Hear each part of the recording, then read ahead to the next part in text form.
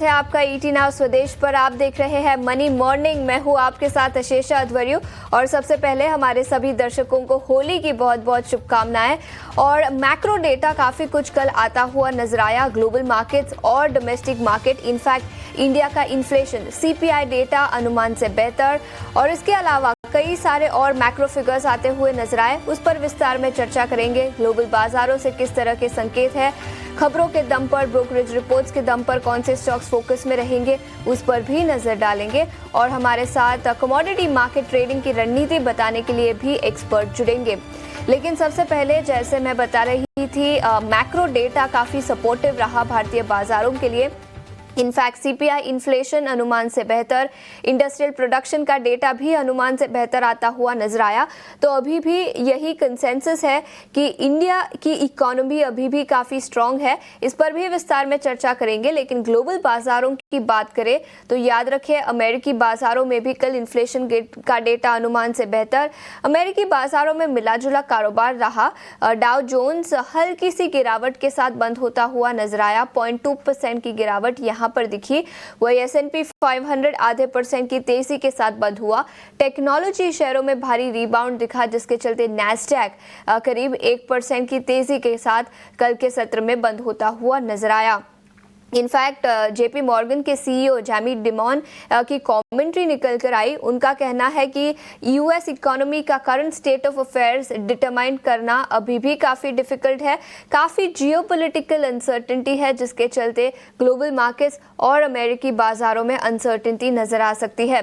लेकिन इसके अलावा यूरोपियन मार्केट्स में कैसा एक्शन था, एशियाई बाजारों में आज सुबह कैसा एक्शन दिखा है, ये बताने के लिए अब हमारे साथ अभिषेक जुड़ चुके हैं।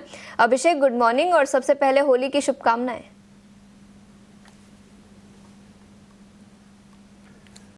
अशेषा, आपको भी होली की ढेर सारी शुभकामनाएं, बधाई, और हमारे तमाम दर्शकों को भी होली की शुभकामनाएं। देखिए, आज उत्तर भारत में इसको छोटी होली के नाम से मनाते हैं। आज होलिका दहन का पर्व होगा, कल रंगारंग होली खेली जाएगी।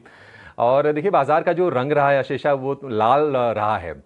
लेकिन होली को लेकर हमारी जो कवरेज है उसका हमने नाम दिया है मोहे रंग दो हरा। उम्मीद करेंगे कि यहाँ से चीज़ें अब ठीक होती जाएंगी और जिस तरह से मौसम में बदलाव आएगा, वैसी तरह से पोर्टफोलियो में लोगों के बदलाव आए और हरा रंग निखर के, चटक रंग लेके उभर के सामने आए, ये हम कामना करते हैं, ये उम्मीदें करते हैं।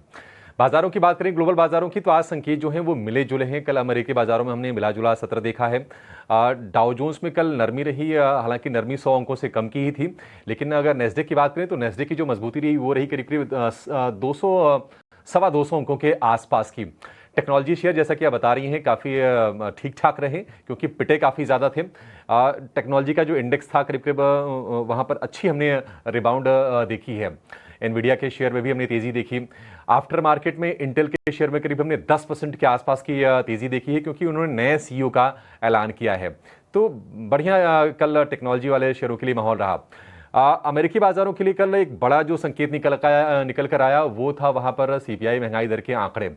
एनुअलाइज्ड बेसिस पर सीपीआई जो रही है वो 2.8% निकल के आई है, जबकि अनुमान था 2.9% का। तो थोड़ी सी सॉफ्ट उम्मीदों से, और इसके चलते हमने देखा कि जो स्पेशली जो टेक्नोलॉजी स्टॉक्स हैं, जो कि थोड़ी सी ना महंगाई को लेकर थोड़े से सेंसिटिव होते हैं, वहाँ पर हमने ठीक ठाक बाइंग देखी है। अगर हम कुछ और एक्शन की बात करें टैरिफ पर, तो अमेरिका ने कनाडा पर टैरिफ लगा दिया है स्टील और एल्यूमिनियम के इंपोर्ट पर। लेकिन कनाडा ने भी रिटेलिएटरी टैरिफ लगाए हैं अमेरिका पर। करीब $20 बिलियन के सामानों पर कनाडा ने भी 25% का टैरिफ लगाया है। तो ये सिनेरियो थोड़ी सी चिंता में डालने वाली ज़रूर है। हालांकि स्थिति अभी मतलब बाजारों के लिहाज से ज़्यादा गंभीर अभी दिख नहीं रही है। मतलब आप गिफ्ट निफ्टी देखिए, ऊपर कारोबार करते हुए दिखेंगे। एशिया में आज हम देख रहे हैं कि मिला जुला कारोबार देखने को मिल रहा है।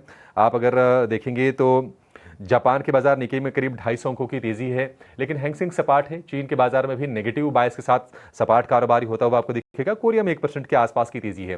लेकिन टैरिफ को लेकर अनिश्चितताएं जो हैं सोने को थोड़ा सपोर्ट करती हुई दिख रही हैं। सोने का जो भाव है फिर से $2950 के आसपास पहुंच गया है और डॉलर की वीकनेस से क्रूड को थोड़ी सी स्ट्रेंथ मिली है।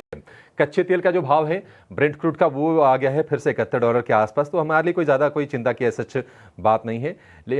ओवरऑल हम कहेंगे मिक्स सेशन। आईटी को अगर आप देखेंगे आपका कॉन्फिडेंस थोड़ा सा मजबूत होगा।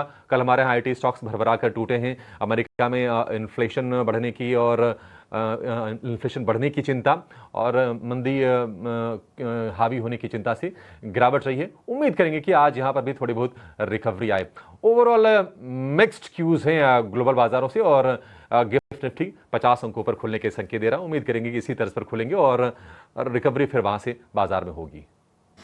बिल्कुल, तो गिफ्ट निफ्टी से 40 अंकों की तेजी के संकेत निकल कर आ रहे हैं। अभिषेक, शुक्रिया पूरी डिटेल्स के साथ हमारे साथ जुड़ने के लिए। लेकिन कल के सत्र की बात करें तो याद रखिए सेकंड हाफ में गिरावट दिखी थी भारतीय बाजारों में। एफआईआई और डीआईआई के आंकड़ों पर भी एक बार नजर डाल लेते हैं। एफआईआई ने फिर एक बार कल के सत्र में बिकवाली की, करीब 1620 करोड़ की बिकवाली दिखी। वही डोमेस्टिक इंस्टीट्यूशनल इन्वेस्टर्स ने 1500 करोड़ की खरीदारी की। इंडेक्स फ्यूचर्स में 820 करोड़ की बिकवाली, इंडेक्स ऑप्शंस में 8000 करोड़ की बिकवाली दिखी। स्टॉक फ्यूचर्स में 580 करोड़ की खरीदारी, वही स्टॉक ऑप्शंस में करीब 2300 करोड़ की बिकवाली कल के सत्र में दिखी। 5 स्टॉक्स जो कल के सत्र में एफएनओ बैन में थे, वो सभी स्टॉक्स आज के सत्र में भी एफएनओ बैन में रहेंगे। BSE, Hindustan copper, IndusInd bank, Manappuram finance और सेल, तो ये पांचों स्टॉक्स एफएनओ बैन में रहेंगे। आज भी इन पर नजर रहेगी। लेकिन जैसे मैंने बताया, कल वॉलेटाइल सेशन था, सेकेंड हाफ में गिरावट दिखी, रिकवरी भी दिखी, लेकिन फिर भी गिरावट के साथ ही भारतीय बाजार बंद होते हुए नजर आए। 22,450 के लेवल्स के आसपास निफ्टी बंद हुआ था। वही निफ्टी बैंक में कल के सत्र में तेजी दिखी। लेकिन आज किस तरह की रणनीति बनानी चाहिए, कौन से लेवल्स पर आपको नजर रखनी चाहिए, ये बताने के लिए अब डिम्पी हमारे साथ जुड़ चुके हैं। Dimpy, good morning. क्या निफ्टी बैंक आज भी आउट परफॉर्म करता हुआ नजर आएगा? 48,000 के आसपास कल बंद हुआ था। आशीषा, गुड मॉर्निंग। देखिए, पिछले 2 दिन से मार्केट के अंदर क्या हो रहा है, दोनों के अंदर डाइवर्जेंस है बिकॉज ऑफ वेटेज। एक दिन आईटी कंपनी की वजह से निफ्टी के ऊपर प्रेशर रहा और दिन भर वो स्ट्रगल करता रहा हरे निशान में आने में, और एक दिन इंडसइंड बैंक की वजह से बैंक निफ्टी पे प्रेशर रहा और वो दिन भर स्ट्रगल करता रहा हरे निशान में आने में। लेकिन दोनों का रिवर्स नेचर है, अलग अलग दिन दोनों ने आउट परफॉर्मेंस करके दिखाया। ये बताने के लिए सफिशिएंट है कि मार्केट के अंदर फाइटिंग स्पिरिट अभी भी है। और अगर आप वैसे भी देखेंगे तो लेवल के हिसाब से कोई बहुत मेजर डैमेज कल के सेशन में नहीं था, जो कि आपको ओपनिंग मिली उस लिहाज से तो काफी हद तक हम ठीक ही बंद हुए हैं। अब आज की बात क्या, आज मार्केट के अंदर को क्या, आज तो सेशन के हिसाब से लास्ट ट्रेडिंग सेशन है, फिर कल की मार्केट की छुट्टी रहेगी और अब 3 दिन बैक टू बैक छुट्टी होगी। और क्या मार्केट आज थोड़ा पुल बैक दिखा सकता है? देखिए, ग्लोबल मार्केट ठीक है। हमने कल क्लोजिंग में भी जाते आते यही बात रखी थी कि अगर आप 22,500 के आसपास और 48,000 के ऊपर बैंक निफ्टी को और निफ्टी को बंद कर देंगे तो फिर हो सकता है आपका दिन और आपकी होली थोड़ी अच्छी जाए। और आज एग्जैक्टली वही हो रहा है। आज आपको ओपनिंग के संकेत अच्छे मिल रहे हैं और थोड़ा पुल बैक आ सकता है। ये पुल बैक क्या बहुत ज्यादा होगा? नो। क्या ये पुल बैक बाजार को बहुत क्रिटिकल लेवल ब्रेक करा देगा? नहीं, ये ऐसा तो नहीं होगा, बल्कि हाँ, ये एक स्लाइटली पुल बैक होगा, बहुत जो लाइट होगा और आपको एक कंफर्टेबल जोन में लाके बंद कर सकता है। जैसे कि 22,000 के ऊपर की क्लोजिंग आपको मिल जाए, क्योंकि अभी ना 600, 700 और 800 ये तीनों मेजर रेजिस्टेंसेस है। अगर आप ऑप्शन चेन चेक करेंगे ना शेषा, तो यहाँ पे सब में 1-1 लाख से ज्यादा के कॉन्ट्रैक्ट खड़े हुए ओपन। इसका मतलब ये कि रेजिस्टेंस हैवी है, ये इजी टू ब्रेक नहीं है। तो इसलिए मेरे को लगता नहीं कि 3 दिन की छुट्टी से पहले इस तरह का तोड़ आएगा मार्केट के अंदर। बट हाँ, 600, 700, 800 के रेजिस्टेंस में से शायद 600 को हम हिट कर जाए, 1 पॉइंट प्रोबेबिलिटी हो सकती है। तो अगर आप 600 को भी हिट करने जाते हो तब भी कम से कम 100 पॉइंट से 125 पॉइंट बन जाते हैं निफ्टी के। आते हैं बैंक निफ्टी पे। बैंक निफ्टी के अंदर भी एग्जैक्टली वही हुआ, 48,000 के ऊपर की क्लोजिंग है, 48,500 तक का रास्ता वापस खुल गया और 47,800 अब आपका स्टॉप लॉस हो गया। क्या दोनों ही इंडाइसेस में ऑप्शंस वालों को ट्रेड करना चाहिए? उसका जवाब है नहीं। अगर आप बहुत ही स्मार्ट ट्रेडर हैं तब आप ऑप्शंस के अंदर ट्रेड करें, अदरवाइज नहीं करें। फ्यूचर्स में ट्रेड करें। और ये चर्निंग हो रही है, एक्चुअली में चर्निंग सेक्टर की भी चर्निंग हो रही है। एक दिन बैंक चलता है, दूसरे दिन आईटी और तीसरे दिन कुछ और चौथे दिन कुछ और। इसलिए जो चर्निंग हो रही है ना, इस चर्निंग को भी आपको थोड़ा विजिबली देखना होगा और इसमें भी पार्टिसिपेट करें। आईसीएस में तो एक रेंज रहेगी स्टिल, और मैं आपको फिर से एक लाइन के साथ ही कंप्लीट कर देता हूँ कि 22,800 के ऊपर जब तक आप नहीं आते फाइनली, तो आप ना एक डर वाली टेरिटरी से बाहर नहीं निकलेंगे। और 48,800 जब तक आप नहीं लाते तो बैंक निफ्टी की भी डर वाली टेरिटरी से बाहर नहीं निकलेंगे टिल डेट तक। तब तक थोड़ा कॉशियस स्टांस के साथ buy right sit tight and no aggression no depression के साथ काम कीजिए। ठीक है, तो बाय राइट सिट टाइट का यहाँ पर रणनीति। डिम्पी, बहुत बहुत शुक्रिया समय निकालकर हमारे साथ जुड़ने के लिए। इस पर विस्तार में 8 बजे फिर एक बार चर्चा करेंगे, लेकिन बाजार पर रणनीति बताने के लिए अब हमारे साथ सेंट्रम ब्रोकिंग के टेक्निकल और derivatives research analyst Nilesh Jain भी जुड़ चुके हैं। नीलेश जी, अभी अभी आपने डिम्पी जी को सुना होगा, लेकिन 3 दिन की छुट्टी के पहले आज आपकी रणनीति भारतीय बाजारों पर क्या होगी? निफ्टी 40 अंकों की तेजी के साथ गिफ्ट निफ्टी कारोबार करता हुआ। Very good morning to you. बिल्कुल देखिए, डिम्पी जी को मैं सुन रहा था, उन्होंने बिल्कुल ठीक कहा कि यहाँ से थोड़ी बहुत और बढ़त हम देख सकते हैं। निफ्टी हो सकता है यहाँ से 22,600 22,700 तक चले जाए, बट 22,800 और 23,000 की ये वो जोन है जिसे क्रॉस करना थोड़ा डिफिकल्ट होगा निफ्टी के लिए। 22,800 22,700 पे काफी कॉल राइटर्स एक्टिव है, तो यहाँ पे अभी फिलहाल के लिए अगर हम डेटा भी देखें तो वो भी ये इंडिकेट कर रहे हैं कि यहाँ पे मल्टीपल हर्डल्स है, बट अच्छी बात यह है कि यहाँ से एक फॉलोअप मूव ड्यू है, वो हमें देखने को मिल सकता है। तो आज के लिए बायस पॉजिटिव साइड में रख के ट्रेड करने की सलाह होगी, स्टॉक स्पेसिफिक मूव पे फोकस करने की सलाह होगी। तो मेरी ओर से 2 खरीदारी वाले स्टॉक है। सबसे पहले सन फार्मा को खरीद के चलने की सलाह होगी। स्टॉप लॉस होगा 1651 का, टारगेट होगा 1715 का। वहीं जो दूसरा स्टॉक काफी अच्छा ब्रेकआउट हमें कल देखने को मिला था वो था क्रॉम्पटन का। क्रॉम्पटन में भी खरीदारी करने की सलाह होगी। 351 का स्टॉप लॉस होगा, 368 के टारगेट्स होंगे। ठीक है, तो क्रॉम्पटन ग्रीव्स पर खरीदारी की राय 368 तक के लेवल्स नजर आ सकते हैं। और फार्मा सेक्टर से सन फार्मा जहां पर 1651 के स्टॉप लॉस के साथ 1715 तक के लेवल्स नजर आ सकते हैं। सारे मैक्रो इकोनॉमिक डेटा कल मार्केट आवर्स के बाद आते हुए नजर आए थे। एक था इन्फ्लेशन का डेटा जो अनुमान से बेहतर रहा, और इंडस्ट्रियल प्रोडक्शन का डेटा भी काफी अच्छा था। इनके बेसिस पर कई सारे स्टॉक्स और सेक्टर्स आज फोकस में रहेंगे। शरद अब हमारे साथ जुड़ चुके हैं। शरद, पहले इसके बारे में बताएं और इसके अलावा खबरों के दम पर कौन से स्टॉक्स फोकस में रहेंगे, उसकी भी पूरी डिटेल्स। जी बिल्कुल आशीषा, सबसे पहले तो होली की जय मुबारक है हमारे सारे ऑडियंस को, हमारी जो टीम है, और आशीषा आपको भी। आशीषा, बहुत इंपॉर्टेंट चीज़ है कि मैक्रो डेवलपमेंट्स देखना बहुत ज़रूरी होता है, क्योंकि उसमें क्या होता है, स्पिल ओवर इफेक्ट आता है। सबसे पहले जो है सीपीआई की डेटा की बात करें, जो सीपीआई का डेटा है 2 साल के बाद 4% के नीचे गया है। और जब हम डेफिनेशन की बात करते हैं, जो आरबीआई सेट करता है 4% के नीचे, यानी कि इन्फ्लेशन कम हो गया है।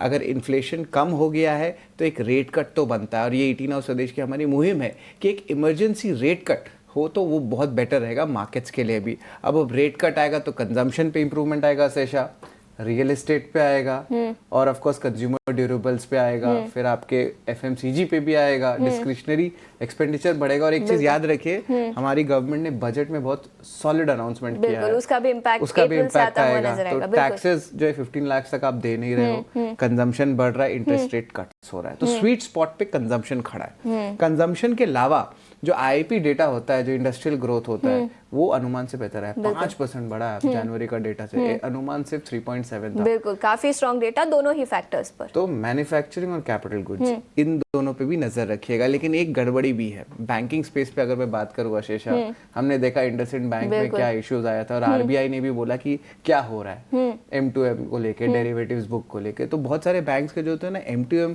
अकाउंट्स होते हैं, इन अकाउंट्स में जिस तरह एनआरआई का एक्सपोजर रहता है या ग्लोबल ट्रेड का एक्सपोजर रहता है, तो उसमें डॉलर की हेजिंग होती है। तो अगर इंडसइंड बैंक में इशू आया है तो ये अक्रॉस द बोर्ड भी आ सकता है, तो आरबीआई इस पे जांच कर सकती है। और अगर ये होगा तो ये बैंक्स के लिए सेंटिमेंटली नेगेटिव भी रहेगा। तो ये तो मैक्रो डेवलपमेंट है जो मैं आपको बताया, क्या इम्पैक्ट हो सकते हैं और उसकी क्या रीजंस है। लेकिन खबरों वाले शेयर्स पे भी फोकस करते हैं, और सबसे पहले बात करेंगे कोरोमंडल इंटरनेशनल की। यहाँ पे 53% स्टेक एक्वायर करने वाले NACL इंडस्ट्रीज में डील हुई है, प्राइस टू सेल्स का ऑलमोस्ट 2.2 रेशियो पे। और याद रखिए 2 साल से जो है प्रॉफिट ही नहीं आया था NACL इंडस्ट्रीज का, तो इसमें बहुत एक बुलिश नज़रिया जो है बाजार का बनता है। इसमें स्मार्ट मनी ने भी एंटर किया था थोड़े दिन पहले ही। अब याद रखिए 120 करोड़ का ये टोटल डील है, 76.7 रुपीज़ पर शेयर का, यानी कि ज़्यादा डिस्काउंट पे नहीं है, ऑलमोस्ट सेम मार्केट प्राइस पे। लेकिन ऑफकोर्स स्टॉक में जो भारी तेज़ी देखने मिली थी 3-4 सेशन से, तो ओवरऑल जो है लगता है वो प्रीमियम खत्म हो चुका है डील का। करंट प्रमोटर KLR प्रोडक्ट्स से जो है वो एक्वायर करने वाले हैं। इसके अलावा एक ओपन ऑफर भी होगा अलग से 26% इक्विटी का। भारत इलेक्ट्रॉनिक्स की बात करें तो लगातार दूसरे दिन बड़े ऑर्डर्स आए हैं। कल 840 करोड़ का ऑर्डर था, और अब जो है लगभग 2460 करोड़ का ऑर्डर अश्विनी रडार से आया है, और ये इंडियन एयरफोर्स से आया है। अगर इनकी क्यूमुलेटेड ऑर्डर्स की बात करें तो इस वित्त साल में 17,000 करोड़ का ये आंकड़ा पार कर गया है BEL का। एनटीपीसी ग्रीन कमीशन कंप्लीट किए हैं अपने 105 मेगावाट के सोलर प्रोजेक्ट के लिए जो मध्य प्रदेश में लोकेटेड है। और एमटीएनएल के लिए बड़ी खबर आई है। गवर्नमेंट की जो एमटीएनएल है उन्होंने कहा है कि लगभग 2135 करोड़ जो है जनवरी 2025 तक जो है मोनेटाइजेशन के जरिए रेज हुए हैं। ये लैंड और बिल्डिंग दोनों के ही मोनेटाइजेशन है। और एक चीज़ मैं बता दूं, कंपनी का मार्केट कैप भी सिर्फ 2700 करोड़ है। तो जो मोनेटाइजेशन आ रहा है और मार्केट कैप आ रहा है तो आपको कंपनी ऑलमोस्ट फ्री में देखने मिल रही है। इसके अलावा मिनिस्ट्री ने भी कहा है कि गवर्नमेंट प्राइवेटाइज नहीं करने वाली है बीएसएनएल और एमटीएनएल को। और खास करके जो टेलीकॉम स्पेस में चर्चा भी हो रही थी, कल देखा कि स्टारलिंक जो है बड़े करार जो है भारतीय एयरटेल और जियो के साथ किया है। इसके अलावा बीएमएल की बात करें तो एमओयू इन्होंने साइन किया है सीमेंस के साथ। हाई स्पीड और सब अर्बन पैसेंजर ट्रेन्स रहने वाले सेगमेंट में और मेट्रो और कम्यूटर रेल ट्रेल्स भी रहेंगे। तो एक इंपॉर्टेंट टेक्निकल एग्रीमेंट भी है और एमओयू साइन किया, पर ये नॉन बाइंडिंग है। आईसीआईसीआई सिक्योरिटीज़ के भी बात कर ले, थोड़े दिन पहले ही सारी जो माइनॉरिटी शेयर होल्डर्स की जो इश्यूज़ थी वो सॉर्ट हो गई थी और अब जो है आया है कि जो ट्रेडिंग है सस्पेंड हो जाएगा मार्च 24 को। नेट पॉजिटिव रहने वाला है आईसीआईसीआई बैंक के लिए। पॉलीकैब की बात करें तो बहुत दिन बाद एक बहुत पॉजिटिव न्यूज़ आया है पॉलीकैब में। एंड ऑफकोर्स एक ट्रेड जो होता है, जो रिवर्स ट्रेड होता है, जिस तरह अल्ट्राटेक सीमेंट ने अनाउंस किया था कि वो केबल वायर सेगमेंट में आएगा तो बहुत सारे वायर स्टॉक्स में गिरावट आई थी, तो वो ट्रेड अब रिवर्स हो रहा है। और ऑफकोर्स इसे 4 या 5 साल लगने वाला अगर अल्ट्राटेक सीमेंट बढ़ता भी है केबल एंड वायर सेगमेंट में। लेकिन अब जो है केबल वायर स्टॉक्स में भी एक अच्छी तेज़ी आ रही है लोअर लेवल से। और ये पॉलीकैब के लिए पहला पॉजिटिव न्यूज़ है जहाँ पे 3000 करोड़ रुपए का जो एक ऑर्डर आया है बीएसएनएल के लिए भारत नेट प्रोजेक्ट्स को लेके। तो बहुत सारे ऑर्डर्स आ रहे हैं, खास करके टेलीकॉम स्पेस में, टेलीकॉम एंसिलरी स्पेस में। हमने आपको 5-6 महीना पहले बताया भी था कि भारत नेट ऑर्डर प्रोजेक्ट्स, सी केबल्स, ये सारे सेगमेंट्स पे नज़र रखिएगा क्योंकि टेलीकॉम एंसिलरी स्पेस पे एक बड़ा कैपेक्स और इंफ्रा मूव देखने मिल रहा है इंडस्ट्री में। बिल्कुल, तो टेलीकॉम सेक्टर याद रखें पिछले कुछ दिनों से फोकस में रहा है। बीएसएनएल, एयरटेल और एमटीएनएल इन दोनों स्टॉक्स पर नजर रहेगी और ऑर्डर विंस के दम पर भी कुछ और स्टॉक्स फोकस में रहेंगे। शरद, शुक्रिया पूरी डिटेल्स के साथ हमारे साथ जुड़ने के लिए। लेकिन आगे बढ़ते हैं, कमोडिटी मार्केट पर नजर डालते हैं और कमोडिटी मार्केट पर नजर रणनीति बताने के लिए अब हमारे साथ ट्रेड बुल सिक्योरिटीज के भाविक पटेल भी जुड़ चुके हैं। भाविक जी, शुक्रिया समय निकालकर जुड़ने के लिए। और सबसे पहले कच्चे तेल की बात करेंगे। ओपेक प्लस से कुछ कमेंट्री निकल कर आई है। उनका मानना है कि डिमांड ग्रोथ जो उन्होंने पहले गाइडेंस दी थी उसके मुताबिक ही रहेगी 2025 और 2026 में। इसके चलते पिछले 2 दिनों में अच्छी खासी तेजी भी फिर एक बार कच्चे तेल में दिखी है, $70 पर बैरल के ऊपर कारोबार करता हुआ। किस तरह की रणनीति बनाई यहाँ पर ट्रेडिंग के लिहाज से?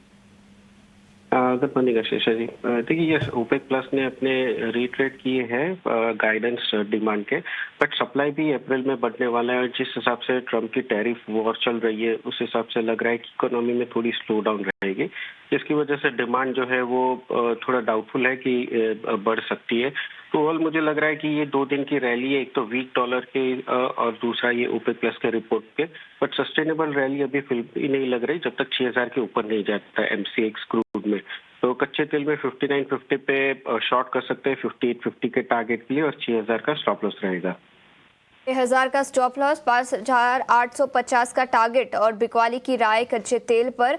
लेकिन इसके अलावा सोने और चांदी, यहाँ पर किस तरह की रणनीति बनानी चाहिए? दोनों में तेजी रखनी चाहिए। कल देखिए महंगाई के आंकड़े आए, वो सरप्राइजिंगली कम आए हैं, एक्सपेक्टेशन ज्यादा थी और इस हिसाब से लग रहा है कि शायद फेड एक और रेट कट कर सकता है, जो दोनों गोल्ड और सिल्वर के लिए पॉजिटिव है। अंतर्राष्ट्रीय में सोना 2 हफ्ते के ऊपर है और हमारे एमसीएक्स में कल रिकॉर्ड हाई बनाया था। चांदी भी 3 हफ्ते के ऊपर है, तो दोनों में आई थिंक डिप्स मिलती है तो बाई करना चाहिए। जहां पे सोने में 86,300 के करीब डिप मिलती है तो 86,700 के टारगेट के लिए बाय कर सकते हैं और चांदी में 98,800 के करीब बाय कर सकते हैं 99,700 के टारगेट के लिए। के अलावा बेस मेटल्स पर किस तरह का ट्रेड बनाना चाहिए? जिंक, लेड, कॉपर, एल्यूमिनियम, यहाँ पर कुछ? कॉपर बढ़िया लग रहा है। कॉपर 160 के ऊपर कंटिन्यूसली सस्टेन कर रहा है और कैंसल वारंट भी देखें तो वो भी बढ़ रहा है। दैट मीन्स कि शायद कॉपर की डिमांड बढ़ सकती है। तो इस हिसाब से 894 के करीब कॉपर जो है वो बाय कर सकते हैं 902 के टारगेट के लिए। 889 का इंट्राडे स्टॉप लॉस रहेगा। ठीक है, तो ये नजरिया कमोडिटी मार्केट पर। भाविक जी, बहुत बहुत शुक्रिया समय निकालकर ईटीना स्वदेश पर जुड़ने के लिए।